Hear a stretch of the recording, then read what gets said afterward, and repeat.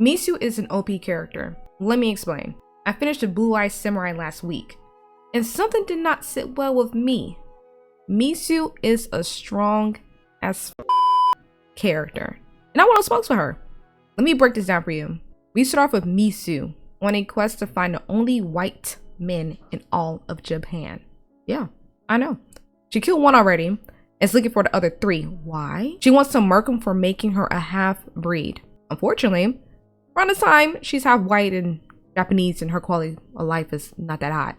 She trained since she was a small child and maintained her skills throughout the years to beat that ass. That's why she's good with the sword. Anyways, on her quest, she needs some information on a merchant. From my understanding, the merchant has information to take her to that white man. Eventually, she ended up at a Shindu dojo. Look at me pronouncing all these words correctly. I can't believe this. But she didn't get all the answers she needed. Actually, F that. She got no answers. What are they? She whooped everybody in that dojo. Wild.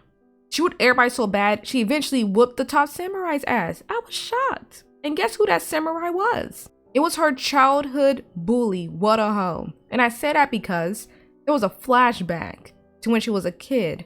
And let me tell you, without saying too much, because I want y'all to watch this show, because, you know, the show's heat. My argument is just, Misu just OP.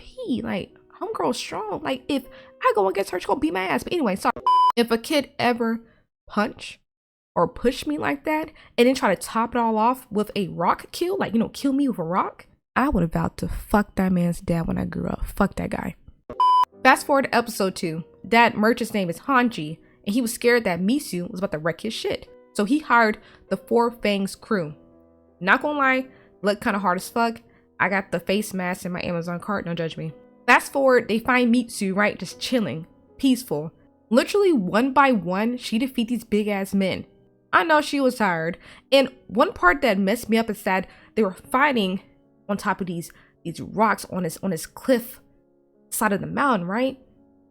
At some point, you know, she jumped, landed in a freaking handstand with one hand.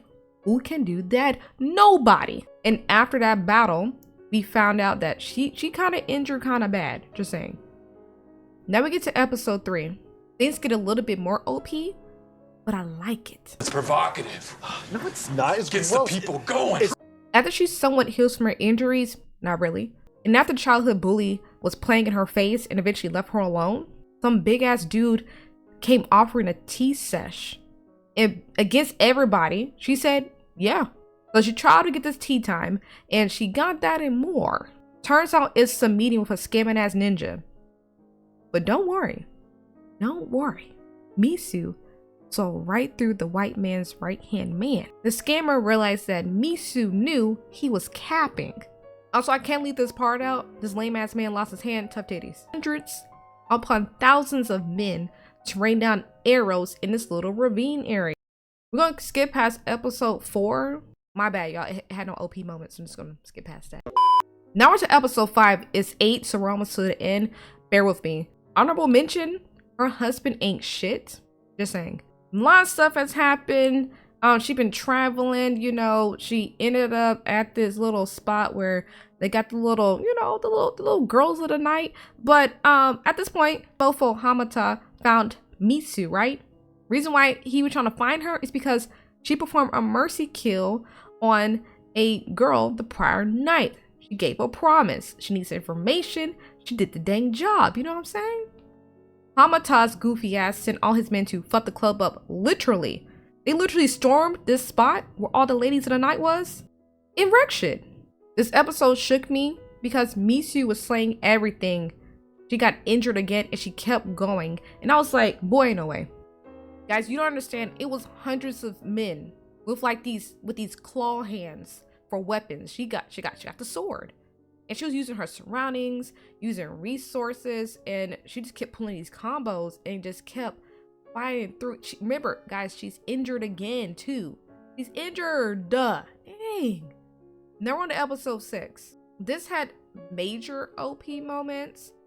And this is where she rolls up on that Waihite devil named Fowler.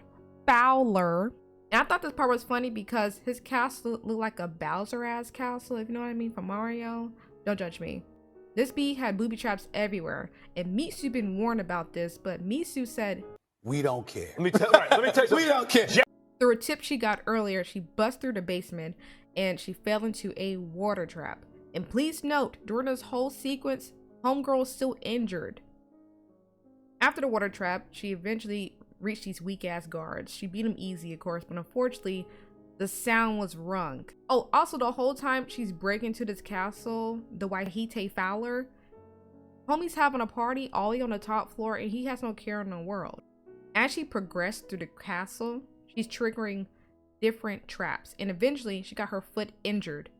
Literally, metal went through her foot. Fast forward past the zombies and the drugs. I said zombies and drugs. Yes, I did. Yes, I did. Let's keep on going. She saved her childhood bully, and I guess I'll say his name. His name is Taigen. Oh ho. And I left this out earlier. He got his ass beat because they're trying to get some information out of him. But I ain't gonna lie, he held strong. Misu had to progress through the castle, and she was gonna leave homie laying there. So she picked him up. I'm gonna say that again. She picked him up. They eventually made it to a new area, and it was this giant boss. The boss was from a few episodes ago. The one that led her to that deadly tea time. So eventually a fight broke out. Taigen, little weak ass, tried to help, but you know, he copped out and she defeated the giant. Unfortunately, there was an explosion that happened. The explosion blew out the side of a wall of the castle. She put Taigen on her back and scaled the outer castle wall, injured and all. Eventually, she busts through Fowler's window. A whole battle happens, and guess what? Fowler still did not die. However, he got something that she did not have. He had the blicky. He shot at her. She got hit in the shoulder. Do you know what she did? This girl decided to jump out the 9th floor window with Taigen into icy cold water and freaking survived. Episode 7 is a character building arc that I F with heavy. Also, she made a perfect Ultra Instinct type of Dragon Ball Super type of sword that I F with heavy. Also did some type of ritual that I mess with heavy. I mess with this episode very heavy. This brings me to the final episode, which is episode 8 for the first season of Blue Eye Samurai. Misu knew this white man was going to try to take over the Shogun. Suki fake Perm Fowler and his minions was causing mass destruction and chaos on the town to overthrow the Shogun. Misu went crazy when she arrived and she took out a bunch of guards. It literally stood no chance. Amidst all the drama, death, and plot lines opening and closing, amidst all this chaos, Misu still found his Waihite. It was like she had a GPS tracker on his ass. But y'all, Misu got the Super Saiyan ass sword now. Homegirl did a ritual Fowler. You can't stand a chance, bro. After Fowler saw all of that, he knew Misu was a real one, so he dipped. And don't worry, she started chasing him too, and she eventually found him, and they squared off again. So I ain't gonna lie, he got some hits in, she got some hits in, fire started happening, Misu was holding her own, and I was sitting there like, damn. And then it dawned on me, Misu has been beaten, stabbed a few times, shot, she's been drugged, and she's still keeping up with him? Fowler weak as fuck. He eventually got the best of her, and that's when he noticed Misu was a female. He started clowning her. Misu went savage mode, beat his ass. I was thoroughly enjoying this. It was just so invigorating, so refreshing. I just felt like I was drinking a whole glass of lemonade in this hoe. However, she found out that she couldn't kill him yet because he actually knows the other 2 white men. But low key, all jokes aside, I did love this series. It was good. I was invested in the story. I can't wait for season 2. I low-key hope they have more than 8 episodes, but if they jam-pack the episodes like they did in season 1, I'm cool with 8 episodes. Misu was still OP, but if I'm tripping, let me know. In the meantime, I'm gonna make up some more think pieces. There's a lot of things I want to get off my chest, especially in the anime, gaming world. But let me know what you want me to cover. I'm out. Sheesh.